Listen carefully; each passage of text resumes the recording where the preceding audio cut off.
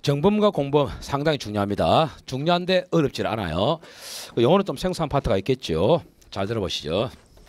개념을 좀 잘 잡아야 될 것 같아요. 지금 이제 우리가 여러 명이 이제 범죄하는 걸 볼 건데요. 여러분 범죄 유형은 전부 다 각칙에 있는 건 아시겠죠, 그죠? 각칙이 없는 범죄는 범죄가 아닙니다. 그럼 각칙에 이제 우리가 잘 아시는 살인죄가 있습니다. 그 살인죄가 사람을 살해한 자라고 돼 있어요. 그러면 사람을 살해한 자인데 잘 보세요. 우리가 범죄라는 것은 대체적인 범죄들은 충분히 혼자도 되는 범죄 아니겠습니까? 맞죠? 살인, 사기, 상해 다 혼자 되는 거잖아.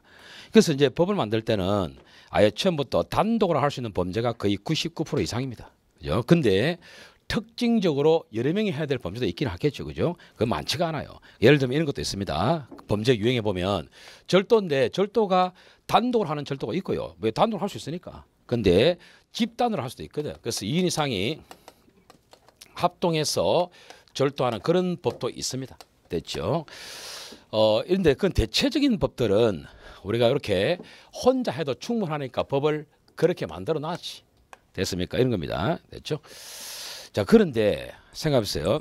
살인죄가 혼자 하는 범죄인 거는 맞는데 여러 명이 하지 말라는 법도 없잖아. 맞죠? 상식적으로. 우리 함께 저 새끼 죽이려 할 수 있단 말이에요. 그죠? 근데 문제는 이겁니다. 그 유형이 각칙이 없다는 이야기예요. 지금 없어요. 각칙이 없으면 범죄가 아닌 거야. 아무리 그래도 그럼 그건 이제 뭐 거의 90% 이상이 1인 범죄이기 때문에 여러 명이 또 함께 우리 사기 칠래 할 수 있잖아요. 여러 명이 함께 강도할래 할 수 있다는 이야기예요. 근데 분명히 가능한 범죄는 맞지 않습니까? 그 진작 각칙에는 그걸 만들지 않았단 말이냐. 그런데 처벌할 필요가 있어 없어요. 있으니까 총칙을 통해서 보완하는 거야. 그래서 이런 게 있습니다. 첫째 이런 게 있어요. 갑이라는 사람이 잘 보세요. A를 단독으로 죽이면 각칙 있는 범죄 그대로잖아요. 그러면 살인죄라 부르면 된다는 이야기예요. 이게. 또 을도 단독으로 A를 죽인다면 살인죄라 부르면 되는 거예요. 그런데 우리 함께 A를 죽일래 이럴 수도 있다는 이야기라. 이렇게 죽였을 때 이 죄가 없다는 이야기라 이게. 그러면 이런 패턴을 우리가 살인죄만 있는 게 아니고 거의 90% 이상이 1인 범죄니까 얼마든지 2인이 함께 할 수 있다는 이야기예요. 분명히 다룰 필요가 있지 않겠습니까? 그래서 법적 근거가 필요합니다. 각칙은 없으니까 총칙에서 이런 패턴을 모아서 딱 정리해놨어요. 공동정범이라 부릅니다. 아시겠어요? 그래서 여러 명이 함께하는 범죄 패턴, 함께하는 이 패턴, 살인죄든 사기죄든 뭐 공직방해 이런 식으로 이런 패턴을 다 공동정범이라는 이름 하에 처벌하겠다고 만들어놨어요. 결과적으로 제명 부시 내려가셔야 됩니다. 분명히 각칙이 없다고 이거. 그렇기 때문에 단독으로 하면 각칙 범죄 그대로니까 얘를 살인죄라 불러야 돼. 근데 이 패턴은 없단 말이야. 근데 제명은 살인죄의 공동정범이라 부릅니다. 아시겠습니까? 됐지? 그 다음에 이런 패턴만 있는 게 아니죠. 갑이라는 사람이 지금 A를 자기가 직접 죽이면 됩니다. 맞죠? 그러면 살인죄가 되겠지. 근데 그렇게 안 하고 누군가에게 부탁할 수 있어 없어요? 부탁할 수 있다는 이야기예요. 그럼 부탁을 했다. 그럴 때는 이제 이 을이라는 사람은 A를 죽일 생각이 전혀 없는 거야. 전혀 없어요. 범죄 의사가 없죠. 없는데 자꾸 갑이 찾아와서 부탁을 하네. 돈도 한 5억 주겠다 부탁하네. 그래서 제가 고민 끝에 알았다. 내가 죽여줄게. 할 수 있다는 이야기예요. 그래서 범죄 생길 수 있는 거잖아요. 그죠? 이게 이제 우리가 교사라 불러요. 이 나쁜 놈이야 이거. 안 해도 되는 거잖아. 어쨌든 간에 얘가 A를 죽인단 말이죠. 죽였을 때 어쨌든 이 범죄 지금 주체가 두 명이단 말이에요. 이게. 그러면 직접 한 사람은 을이지 않습니까? 을은 각칙 있는 그대로 간 거단 말이에요. 뭐 바람을 받았든 어쨌든 간에 얘는 살인죄라 부르면 된단 말이야. 그럼 진작 시킨 놈도 나쁜 놈인데 없단 말이에요. 각칙에. 그러니까 이런 패턴도 분명히 대비할 필요가 있다. 그래서 이런 범죄를 총칙에서 딱 정리해버렸어요. 교사범위를 해서 딱 정리해버립니다. 그러니까 보세요. 총칙은 공통된 요소를 잡는 게 총칙인데 살인죄만 이런 문제 생긴 게 아니잖아요. 어떤 사람은 여기서 강간해라 시킬 수 있어 없어요? 있단 말이에요. 그런 시키는 패턴들은 다 교사범이라는 이름 하에 만들어놨어요. 그래서 얘는 살인죄라 부르겠죠. 얘는 제명을 살인 교사라 부릅니다. 아시겠어요? 그 다음에 세 번째로는 방조입니다. 방조범 또는 종범이라 불러요. 교사하고 좀 차이점은 여기서는 을이 처음부터 단독으로 A를 죽일 생각을 하고 있어요. 그게 교사 차이점이야. 자기 혼자 죽이면 돼. 그런데 때마침 갑이라는 사람이 어차피 A를 죽길 바랬거든. 근데 을이 죽인다 하니까 잘 된 거야. 성공할 수 있도록 좀 도움을 좀 줘야 되겠다는 이야기죠. 그래서 굳이 안 줘도 되는데 도움 주겠다는 이야기예요. 그러면 결국은 어른 직접 죽였으니까 얘는 살인죄라 부르면 된단 말이에요. 근데 도와준 이놈도 처벌할 필요가 있는데 각칙은 없다는 이야기예요. 그러니까 이것도 살인 말고 다른 범죄도 발생할 수 있겠죠. 이놈을 살인죄의 방조범이라고 불러요. 총칙에 정리하고 있습니다. 그다음 네 번째로서 간접정범이 있어요. 갑이라는 사람이 직접적으로 A 집에 가서 물건을 훔치면 됩니다. 그러면 각칙 있는 범죄 그대로니까 절도죄라 부르면 돼요. 근데 그렇게 안 합니다. 얘가 어른한테 시킵니다. 여기도 이 교사라든가 방조라는 단어를 쓰고 있단 말이야. 쓰고 있고 그래서 얘가 절도를 할 건데 잘 보세요. 그러면 요도 교사 방조니까 2번, 3번하고 무슨 차이가 있는가 그걸 아셔야 돼요. 차이가 있으니까 만들었겠지. 여기서는 범죄 결이 없는 사람에게 결의를 일으키게 한 건 맞는데 얘는 선택은 자유였다는 이야기입니다. 자꾸 부탁하니까 고민 끝에 그럼 내 할게 이런 개념이단 말이야. 하고 안 하고는 얘 자유 맞아. 얘 자유입니다 이거. 맞습니까? 근데 얘는 아닙니다. 얘 범죄할 생각 없거든.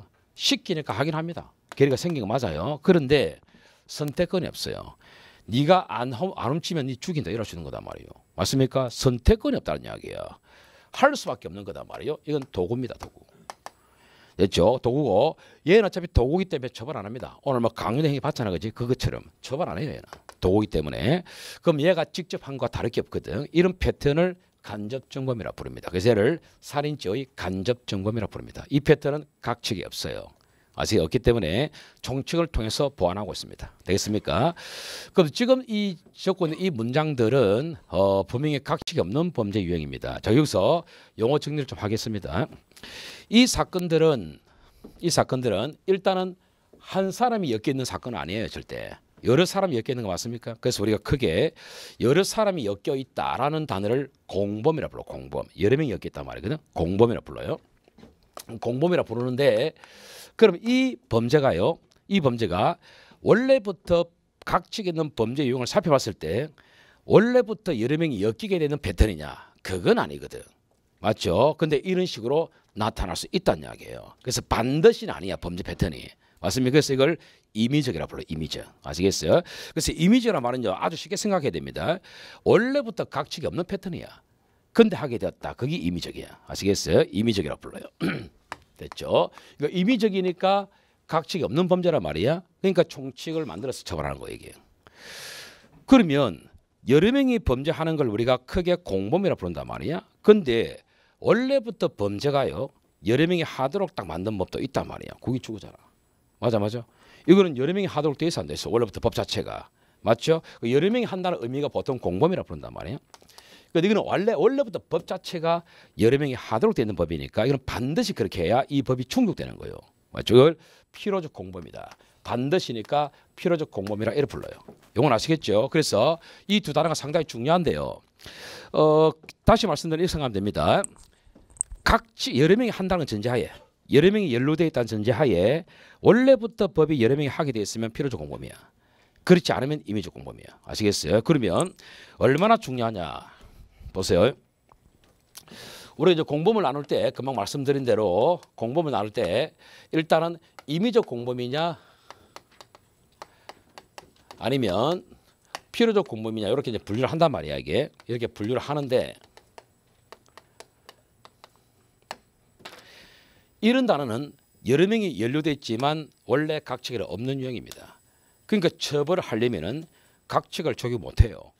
총칙에 따라 적용해야 된다고 아시겠어요? 그래서 우리 총칙에 보면 공범이라는 제목 하에 공동준범, 교사, 간접준범, 방조범이 나옵니다. 아시겠어요? 그래서 이거는 반드시 원래 패턴은 아니기 때문에 총칙상의 총칙 있죠? 총칙에 있는 공범 규정이 있거든. 이 공범 규정을 통해서 해결해 봐야 됩니다. 됐어요? 요거는 여러 명이 연루되어 있지만 원래부터 법 자체가 여러 명이 하도록 되는 거 맞아. 이건 한마디로 각칙상의 범죄야. 각칙에 있는 정통의 범죄란 말이에요. 이거는 아시겠어요? 그러면 총칙도 하나 들어올 필요가 없어요. 절대 없습니다. 그걸 아셔야 돼요. 각칙으로 해결할 수 있는 법들은 각칙으로 하늘에 두 쪽 나도 가야 돼. 그래서 얘들은 절대 들어오면 안 된다고. 이거 핵심이야. 이게 최고로 중요한 문장입니다. 이거 아시겠습니까? 이걸 모르면 필공이 지금 핵심이거든. 해결 안 됩니다. 아시겠어요? 확실하셔야 돼요. 자, 요거는 이제 총칙상의 공범이냐 아니면 각 측에서 있는 범죄냐의 차이점으로 분류한 겁니다. 근데 우리가 범죄하는 방식과 관련해서 또 공범이라는 용어를 써요. 공범을 상당히 폭넓게 많이 씁니다. 폭넓게 많이 쓰는데 이렇게 또 분류하게 돼요. 정범 대 공범 이렇게 또 쓰는 경우도 있어요. 이게 이제 원래 모습이야 이게. 무슨 말이냐면 이게 범죄 방식이거든요. 정범이라는 것은 말 그대로 직접 하는 자입니다. 직접 하는 사람을 정범이라고, 공범은 직접 안 해요. 외부에서 바람을 내는 바람잡이야. 그걸 공범이라고 보면 이게 범죄 방식이거든. 이제 이 단어가 익어져야 돼요. 요거는 이것 때문에 한 것이고, 아시겠어요? 됐죠? 그래서 우리가요 넓은 의미 공범 속에는 이렇게 분류하기도 하고 저렇게 분류하기도 하고 다양합니다. 그래서 어쨌든 요거는 범죄 패턴이니까 기억을 좀 하시는데, 직접 하는 사람이 정범이고, 아시겠어요? 외부에서 바람잡이 하는 것은 공범입니다. 그럼 보세요. 우리가 범죄하는 방식 좀 생각을 폭을 넓히세요. 뭐 임의적 공범 저는 생각하지 말고, 저것도 범죄 방식 맞아 안 맞아? 범죄 방식 맞지요? 자 보세요. 내가 단독으로 이 친구를 찔러 죽일 수 없어요. 직접 해서 안 했어? 정범이야 정범. 맞죠? 좀 더 단독이기 때문에 단독 정범이야 이거는. 또는 단독범. 맞습니까? 저것도 범죄 패턴 맞아 안 맞아요? 맞죠? 봅시다. 임의적 공범 다 떠났어. 아시겠어요? 이것도 범죄 패턴 맞지? 갑이 직접 범죄합니까 안 합니까? 하죠. 을도 직접 합니까 안 합니까? 임의적 공범 떠나서 이 범죄 패턴도 정범이에요. 맞습니까? 정범이에요. 그 다음에 요 그림 임의적 공범 떠나서 직접 하는 사람 누굽니까? 얘 정범이에요. 됐죠? 얘는 외부에서 바람 넣잖아 지금. 공범. 됐죠? 여기도 을이 정범이죠? 예, 바람 줬죠? 공범. 직접 한 사람은 을이지 않습니까? 근데 얘는 어차피 처벌 안 되거든. 도구다 말이야 도구. 도구이기 때문에 얘는 빼야 된다고. 그럼 얘가 직접 한 거와 다를 게 없단 말이야 이게. 그래서 이걸 정범이 불러. 간접 정범이 부른다고. 아시겠습니까? 그래서 통상 있지 않습니까? 우리가 공범을 폭넓게 쓰기도 한단 말이에요. 판례를 따보면 정말 폭넓게 써요. 별말 없이 폭넓게 쓰지 않습니까? 이제 보통 이제 폭넓게 쓰면은 여러 명이 연루돼 있으면 다 공범이라 불러. 근데 보통 범죄와 관련해서 이런 별말 없으면요, 누굴 떨어야 되냐면 외부에 가담하는 자만 공범이라고 보셔야 돼. 그게 본래 방식이야. 아시겠어요? 그래서 책을 읽을 때 별말 없으면 공범하잖아. 그 외부에 가담한 자는 누굽니까? 얘하고 얘라고. 아시겠어요? 요 둘이를 본래 의미의 공범이라 부릅니다. 그래서 책을 읽을 때 별말 없으면 공범하면은 교사범과 방조범을 떠오셔야 돼. 아시겠어요? 아시겠습니까? 이제 그래 읽다 보면 또 이상순할 때가 있거든. 그때는 이제 폭넓게 보는 방식이니까 그건 잘 없습니다 문장이. 그래서 보통 교사 방조를 떠올리시라고. 됐죠? 됐습니다.